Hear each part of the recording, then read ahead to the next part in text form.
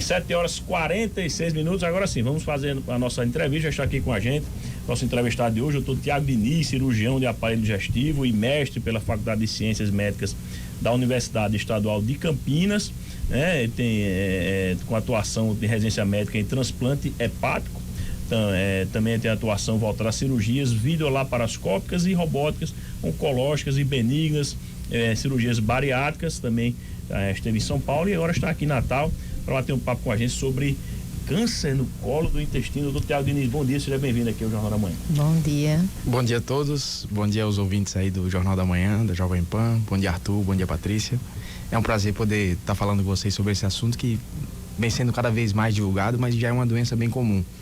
O câncer de cólon ou o câncer de intestino grosso, né, popularmente falando, é uma doença bem comum.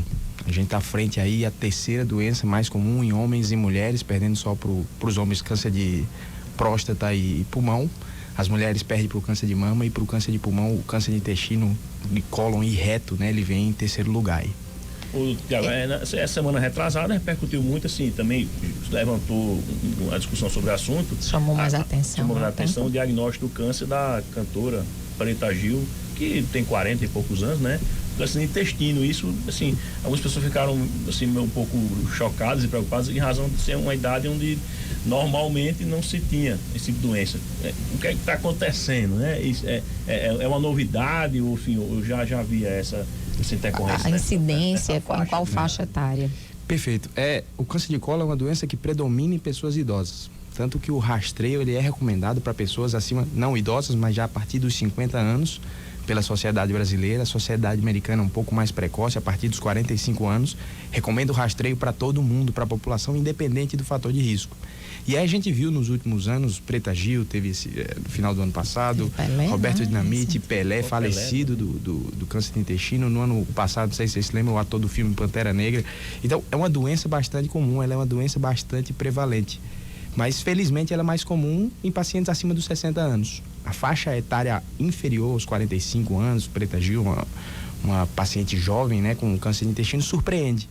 Mas precisa ser avaliado cada paciente individualmente, porque além dos fatores de risco que estão aí no ambiente, né, alimentação, hábitos de vida, tabagismo, a gente tem um histórico familiar. Então, para os pacientes que têm um histórico familiar, eu não desconheço a história da Preta Gil, se ela tem algum parente na família, geralmente a gente recomenda que para os pacientes que têm histórico de câncer de intestino na família, a gente antecipe esse rastreio com o exame de colonoscopia, a gente faça 10 anos antes do caso mais novo da família. Então, se ela tivesse alguém com 50 anos, ela passaria a fazer com 40 ou até 45, 45 e assim por diante. Já para tentar detectar, né? E nesse exame, já falando que é a colonoscopia, né? O que é, geralmente esse exame, muitas vezes a gente vai saber de um câncer de intestino já mais avançado, né? Como é que esse exame consegue prevenir, ou o que é que ele detecta? Ele detecta já quando a pessoa, já é possível prevenir ou detectar algo antes do câncer, realmente, se transformar em câncer? Sim, é possível prevenir e o intuito do exame é justamente esse: pegar lesões precoces que possam ser tratadas. Uma grande parte dos tumores do intestino, dos cânceres de intestino, eles começam a partir de um pólipo. E esse pólipo ele é detectado já nas colonoscopias de rastreio. Geralmente são pólipos pequenos que são inicialmente benignos, são chamados pólipos adenomatosos, pólipos serrilhados, que, se removidos, e é removido durante a colonoscopia sem grande prejuízo, o paciente muitas vezes nem sabe, nem sente que foi removido esse pólipo. E o fato dele ter sido removido impede o desenvolvimento, porque esse pólipo é um pólipo de glândulas do intestino, benigno, mas que ao passar de 5, 10, 15 anos, ele cresce e pode ter uma degeneração, e essa degeneração é o que gera o câncer de intestino. O câncer de intestino, quando ele começa a apresentar já os sintomas, sangramentos, dor, sintomas de obstrução, de entupimento do intestino, já denota que é uma doença avançada. Não é mais um tumor num estágio inicial que a gente consiga ali remover na própria colonoscopia. Provavelmente esse paciente vai precisar de um tratamento mais agressivo, com cirurgia, às vezes com quimioterapia, radioterapia. Doutor Tiago, o início, é comum se apresentar sintomas? Porque outra questão muito comum, eu queria que o senhor diferenciasse aí, é aquela síndrome do intestino irritável, né? Que muitas pessoas têm. E essa síndrome, geralmente, quem tem essa síndrome do intestino irritável, necessariamente é um risco maior para desenvolver um câncer do intestino? Ótima pergunta, Patrícia. A síndrome do intestino irritável é uma doença benigna que não eleva o fator de risco para desenvolvimento de câncer. São doenças paralelas. O câncer de intestino, ele apresenta sintomas, mas não desde o seu início. Ele começa ali como eu falei, como um pólipo, e esse pólipo ele cresce de 1, 2, 3 centímetros. Nesse momento inicial, ele não costuma causar sintomas. A partir do momento que ele degenera, que ele forma uma úlcera, que aí é o câncer propriamente dito, ele começa a apresentar os sintomas. Normalmente a alteração do hábito intestinal é um dos sintomas mais comuns, mas que é bem difícil de perceber. O paciente tem o intestino funcionava bem regular, ele passa a ficar mais constipado, às vezes ele começa a alternar com um episódio de diarreia, fica mais preso, solta. Isso a gente chama de alteração do hábito intestinal. É um dos sintomas difíceis, mas é inicialmente, às vezes, um dos primeiros sintomas. Outros sintomas, às vezes sangramento, também já denota que a doença está mais avançada. O tumor já cresceu tanto, já teve algum ponto ali que rompeu algum vasinho, as fezes passam, machucam o intestino e tem um sangramento. É um outro ponto também que já denota uma doença avançada. O paciente vai ter as fezes mais escurecidas, às vezes raios de sangue nas fezes, né? Além das predisposições familiares, a questão da alimentação, quais são assim os vilões, digamos assim, do intestino que podem se reiterados, né? Uma prática desregrada na parte alimentar pode desencadear a formação de um câncer no intestino.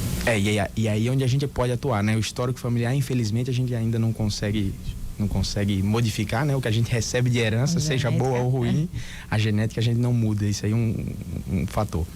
Mas o hábito de vida, principalmente relacionado à alimentação, a gente tem alguns alimentos já conhecidos que predispõem, que aumentam a chance, né? Que são os alimentos ultraprocessados, condimentados, com conserva, principalmente relacionado à conserva de sal, os embutidos, enlatados, salsichas e o alto consumo de carne vermelha. A carne vermelha não por si só isolada, mas o alto consumo diário são os fatores de risco. E junto com isso, o tabagismo também, o cigarro, né? Um dos principais vilões aí para o câncer do intestino.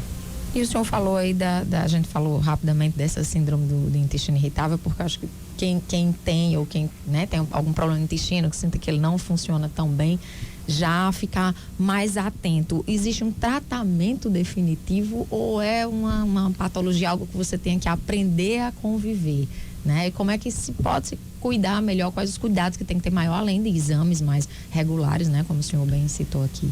Perfeito. O primeiro de tudo da síndrome do intestino irritável é ela ser diagnosticada, porque muitas vezes os sintomas, eles são comuns a outras doenças, né?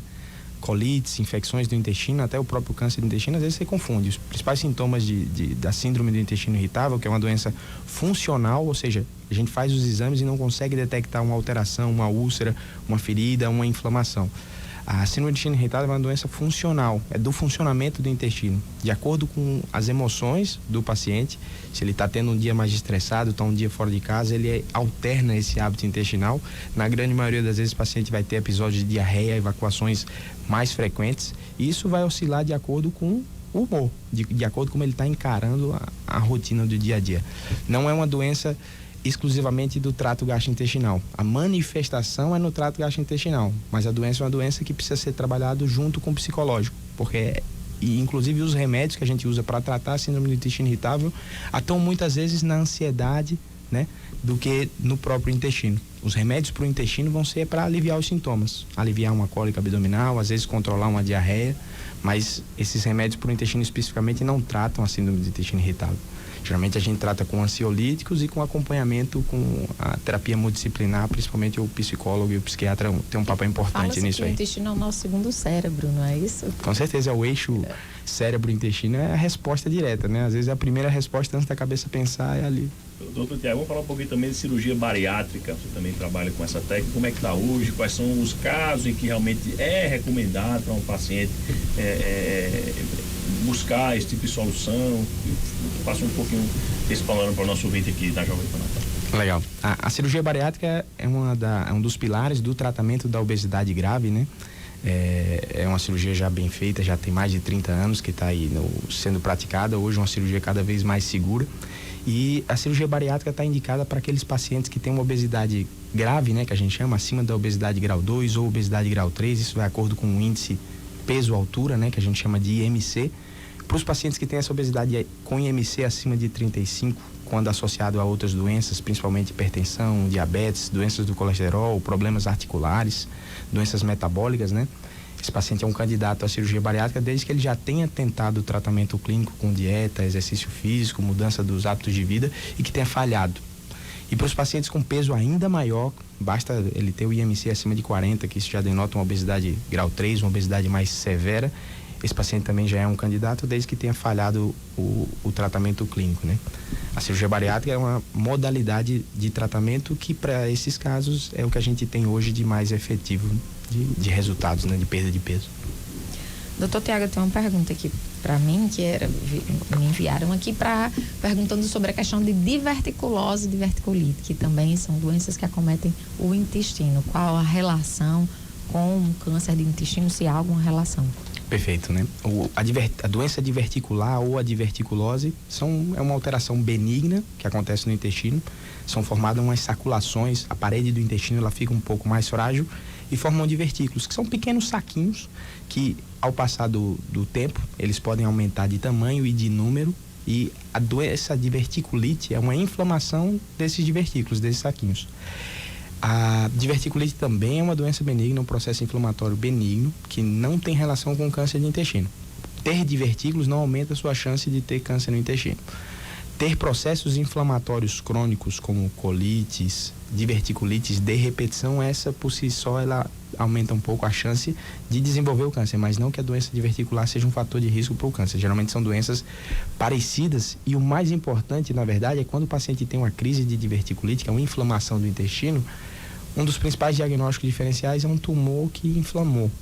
Então, tem doença diverticular, teve uma crise de diverticulite, é importante passar com um especialista depois, fazer o exame de colonoscopia, que é o exame que a gente vê internamente o intestino, para diferenciar, era só uma inflamação, não tem nenhuma lesão tumoral, foi um divertículo que inflamou, ou se na verdade não era um tumor que estava inflamado nessa região e que passou despercebido como uma diverticulite. Não é incomum, às vezes a gente chega eu faço algumas cirurgias de urgência, sou chamado para avaliar alguns pacientes no pronto-socorro, por exemplo, que está tendo uma crise de diverticulite. Teve perfuração, tem algum processo inflamatório maior do intestino, precisa ser submetido à cirurgia. E quando a gente entra na cirurgia, apesar da tomografia, que é o exame também feito no pronto-socorro para identificar isso, ter sugerido uma diverticulite, às vezes a gente se depara com um tumor de intestino. Então, é importante fazer o diagnóstico diferencial, né? Muito bem, doutor Tiago Diniz, médico cirurgião do aparelho digestivo, muito obrigado por sua participação aqui no Jornal. Se quem quiser mais informações sobre essas questões ligadas ao intestino, cirurgia bariátrica, onde é que ele encontra, redes sociais, enfim, fica à vontade. E deixar aí a sua última palavra, né, sobre os cuidados, Sim, o que é a principal atenção que a gente tem que ter com o nosso segundo cérebro. Ótimo. Obrigado mais uma vez, Arthur. Obrigado, Patrícia, aí pelo convite, a oportunidade de estar falando um pouquinho e trazendo mais conhecimento e falar um pouco dessa doença. Acho que a mensagem principal é a prevenção. A gente tem uma doença que tem um potencial grave, uma doença muito incidente, uma doença muito frequente, mas que, inclusive com todos os cânceres, quando a gente pega ele no início, é fácil de tratar. A chance de cura é cada vez mais alta, quanto mais precoce a gente detecta as doenças. Então, a mensagem: pacientes a partir dos 45, 50 anos, a colonoscopia é o exame de rastreio para a prevenção do câncer de intestino. Ele pode ser solicitado por qualquer médico, não precisa ser um médico especialista. Sendo bem indicada a pesquisa, desde que o paciente tenha algum sintoma ou ele esteja nessa população que merece ser rastreada, está bem indicado o exame. E frente a alguma alteração, procurar um especialista. Eu atuo aqui em Natal, atuo no Instituto Salos, a clínica em Petrópolis, na clínica Escopia, e trabalho também em São Paulo na clínica Muse, e tá nas redes sociais, Instagram, tudo. Quem quiser falar comigo, só mandar mensagem, tiver dúvidas também, estou à disposição de todos vocês aí. Maravilha, muito obrigado, foi bastante esclarecedor o nosso bate-papo aqui. A gente deseja sucesso, que tenha outras oportunidades a gente conversar aqui na Jovem Pan. Muito obrigado. Patrícia, 8h01. A gente passou de 7h01. Estamos pontuais, então. Chegamos ao fim de mais um Jornal da Manhã. É isso aí.